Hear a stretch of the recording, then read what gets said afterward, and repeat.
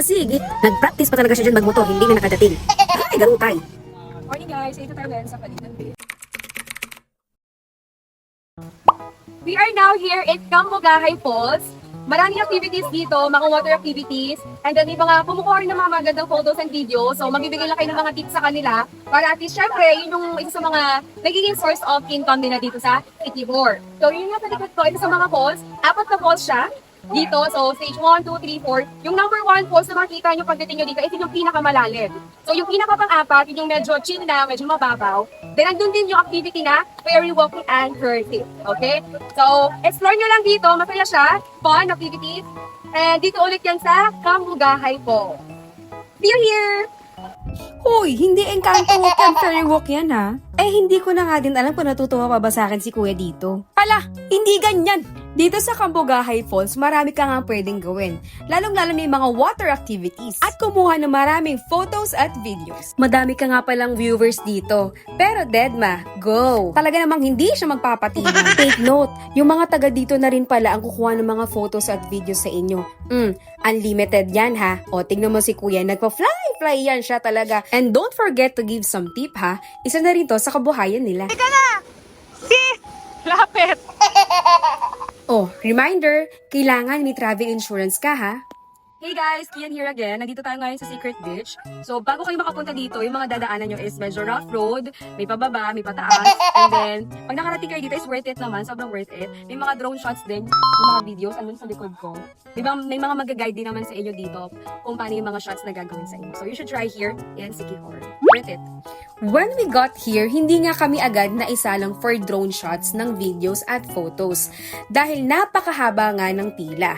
Kaya ang ginawa na lang namin ay nagpalista kami. Almost number 30 na ata kami nung nakapagpalista. Kailangan talaga sa susunod mas maaga kang pupunta. Ang binayad nga namin dito sa drone shot per head ay 300 pesos.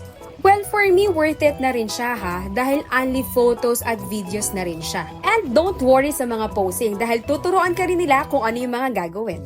As you can see me and the ocean. Napakalinaw ng tubig, hindi siya ganun kaalat at napaka-kalmado lang niya. Kasing kalmado ko, o diba? Charis, may part nga lang ng mabato, pero maganda. Eto na, panoorin nyo.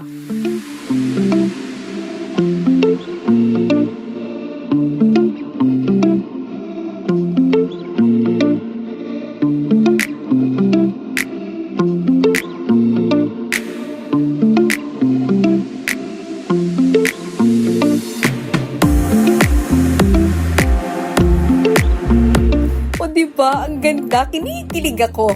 After nga ng mga water activities, ay dumaan kami saglit dito sa Hapitanan. Oops! May pupuntahan pa tayo. What's up guys? Andito kami ngayon sa Togo Cliff. Ang hina! Isa pa. 1, 2, 3, go. Pitogo Cliff! So, yan. Dito kami for sunset. Naabutan namin siya. Ang galing natin din. Perfect. Ito siya. Ito yung mga tumatalon-talon. Ayun. Kasi ito yung mga hagdan. Ito yung sunset. Ganda niya.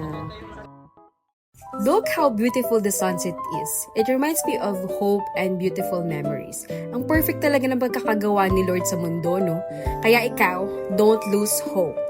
Always remind yourself na after all the problem at lahat ng mga pinagdaanan mo sa buhay, magkakaroon din yan ng mga magandang resulta in the future. Huwag kang sumuko. Okay? Lahat tayo fight, and go lang.